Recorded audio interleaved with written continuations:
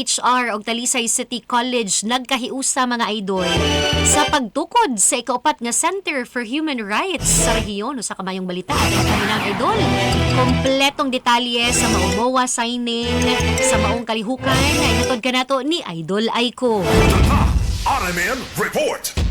Nagpinirmahay og Memorandum of Agreement kun MOA ang Commission on Higher Rights sa Central Visayas kun CHR-7 ug ang Talisay City College kagahapong adlaw Huwebes, Pebrero 20, 2025 alang sa pagtukod sa Ika-Upat nga Center for Human Rights Education sa rehiyon. Kaniadtong miaging tuig nakigtambayayong na ang CHR-7 sa University of Cebu, University of the Philippines Cebu ug University of the Visayas aron mapalig-on ang edukasyon sa tawhanong katungod. Tinguha sa CHR nga mapadayon ang human rights-friendly nga curriculum sa mga state colleges o universities, nagkitusab sa kasabutan ang research o extension work nga naglangkob sa mga isyu sa tawhanong katungod. Nagpasalamat ang CHR-7 Director o ang Talisay City College President sa maong kasabutan nga gilauman nga makatabang sa paglambo sa kahibaw sa mga estudyante ug magtutudlo kabahin sa ilang mga katungod ug katungdanan sa katilingban.